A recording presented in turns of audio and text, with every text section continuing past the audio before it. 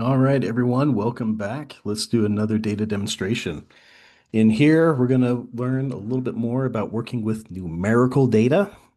So go ahead, open up your PSBP and get that 2022 GSS loaded. All right. Now, also in this chapter, you learned a little bit about doing scales and indexes.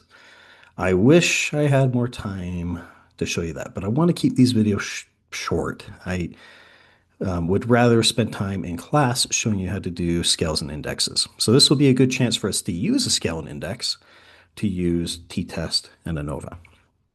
So in the GSS, they have a couple cool indexes already built for us. So you don't have to follow along yet, just watch. I want to show you here one of the indexes that we're going to use. It's called SEI 10. So SEI 10 is a composite scale.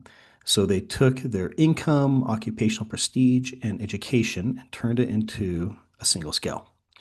And it ranges from 0 to 100, 0 being not so good, and 100 being really good. So you can see here their SEI scores. All right. So we are going to use these to help us understand a couple different things in the population. So I'm going to go ahead and just close that out. And why don't you follow along now? So first off, I thought it'd be interesting to compare SEI scores between men and women. So let's go to Analyze, down here to Compare Means, and to Independent Sample t-Test. Okay, we got two boxes here, test variable and grouping variable. So in the test variable, that is where we're going to put the variable sex. That's male, female. And then we are going to find our SEI 10 variable and put it into the test variable slot. Now, this has to be interval ratio. So t-test and ANOVA, you can only use those tests when the dependent variable is interval ratio. You can't use them with like degree or something that's ordinal. They have to be interval ratio. They have to have a valid mean. Now, notice it's not letting us click OK, despite how hard we click it. So we need to come down here to define groups. So here we tell PSPP what two groups we want to compare. Now, if the variable sex, it's easy because we only have two groups. So we have male and female. Could we switch it around? Yes, and it wouldn't matter. All right, so we'll do male, female, click continue, and then click OK.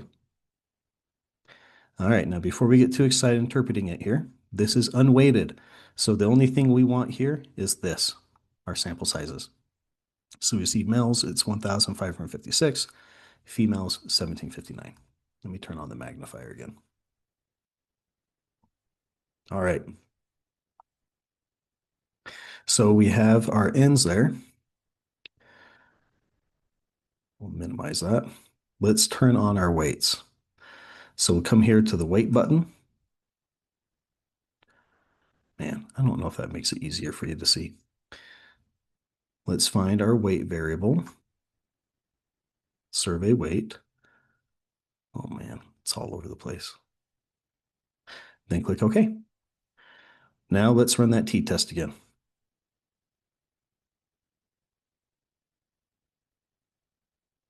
Okay, we look at our output. We have our unweighted N up here, and then our weighted down below.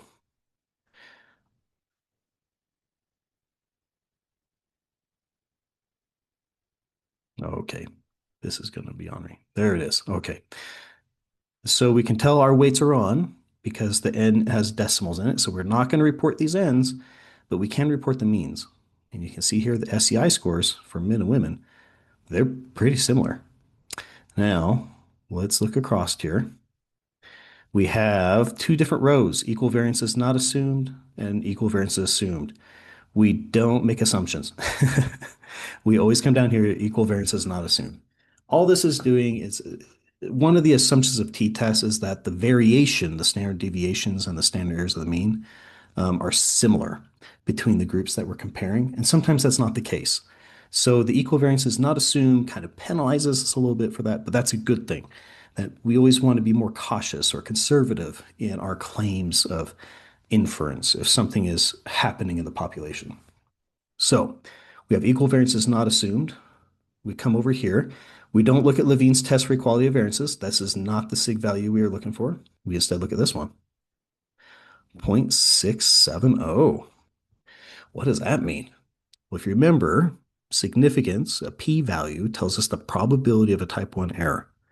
So here, if we were to say that, oh yeah, males have higher SCI scores than women, we would be committing like a 67 probability of getting it wrong, of a type 1 error. That's bad. We don't want that. Um, so this is no good to us. But I wonder, what if we were to do something here? So I do want you to follow along here. Minimize that. I'm going to turn this magnifier off. It's driving me nuts.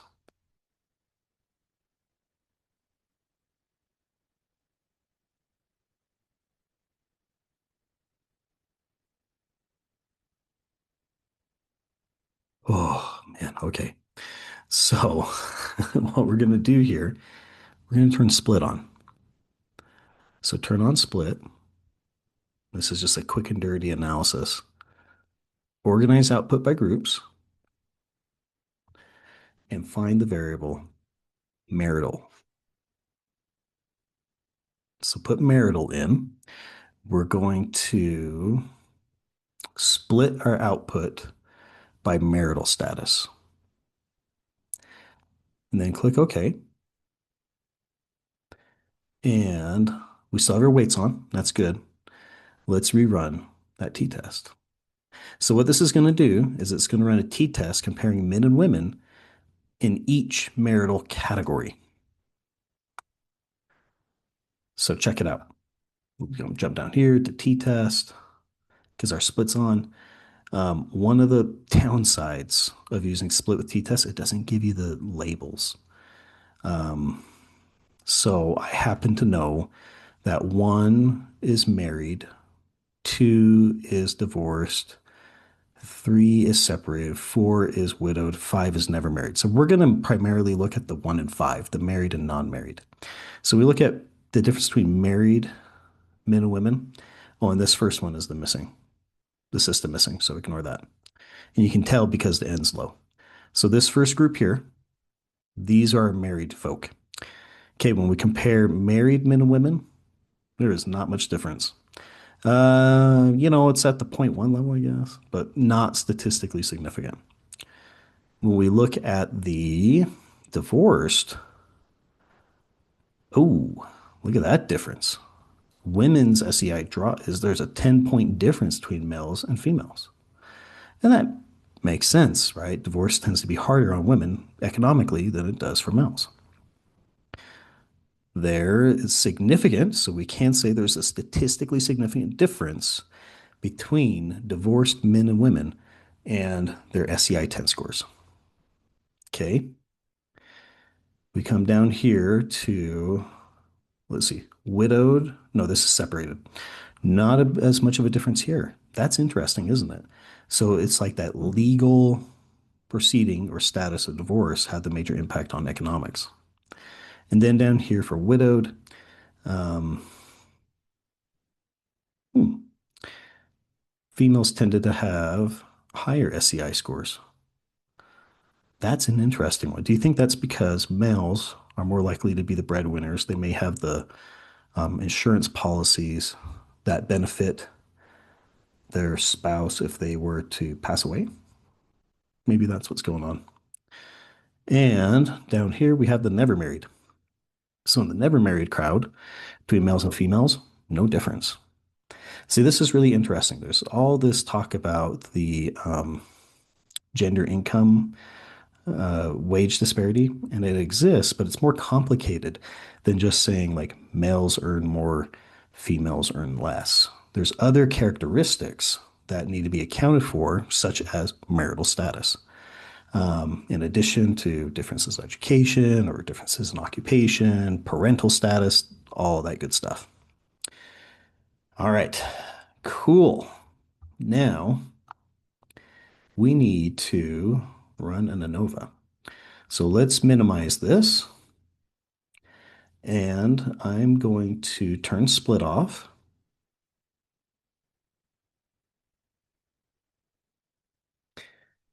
And I'm going to use the variable race ethnicity again. Hopefully you have it, or at least know how to make it. So we're going to compute race 3 again. So if race equals 1, ethnicity is 0, race equals 1, that's non-Hispanic white, 2 is non-Hispanic black, 3 Hispanic. This syntax is also available in the book. You can actually copy and paste it if you want. I'm so nice. All right. So I'm going to run this syntax. Oh, that's a weird thing. If you open a syntax sometimes, it will open a blank data set. So anyway, we'll run all. And now we have race 3 in our data set. Now let's run an ANOVA. Now I'm going to turn my weights off first. So don't weight cases. We'll go to Analyze, Compare Means, One-Way ANOVA. We have spots for the dependent variable and for the factor. The factor is our independent variable. So that is where we're going to put race 3. And then in the dependent variable, we're going to put the variable SCI 10. And then make sure to click descriptives. Otherwise, you won't get the averages. So click descriptives, click OK. I'm not even going to look at it because I know I need to turn my weights on. So I'm going to turn my weights on now. Run it again. One-way ANOVA. And this is what we get. I can use my table of contents on my output. Come down. Okay, so there's one-way ANOVA.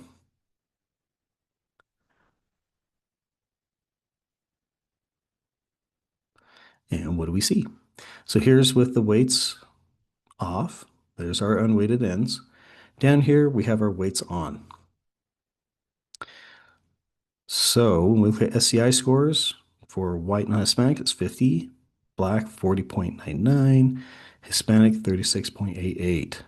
So we see those scores kind of dip. Now the cool thing about ANOVAs is it gives us, check it out, 95% confidence intervals. Those are so nice, right? Because that it tells us we're 95% confident the actual average is kind of somewhere in that range, which is nice because then we can look to see if any of these overlap to tell us if those differences between groups are likely meaningful. All right. Now the ANOVA, here's the p-value, the sig value, is statistically significant, and we interpret this just like we would a chi-square, where we say there is a statistically significant relationship between race ethnicity and SCI 10 scores in the population. All right. This is a lot of stuff in your output. It's kind of a mess. So how about this? Just to make it easier for you to turn in, close out your output. I know that feels so wrong, right? It's like, oh, my work. Leave your weights on, okay? Go back to Analyze, Compare Means, Independent Sample t-test. Run the t-test. You don't even have to worry about split being on with sex and SCI 10 and your weights on. So this is what you should see. And then run it again with the ANOVA. So we'll come here, one-way ANOVA, SCI 10, race 3. Okay, there. That will make it so much easier. And I still know you did everything. So turn in your output with those two tests and we'll call it good. All right, everyone. Good job, and I will see you later.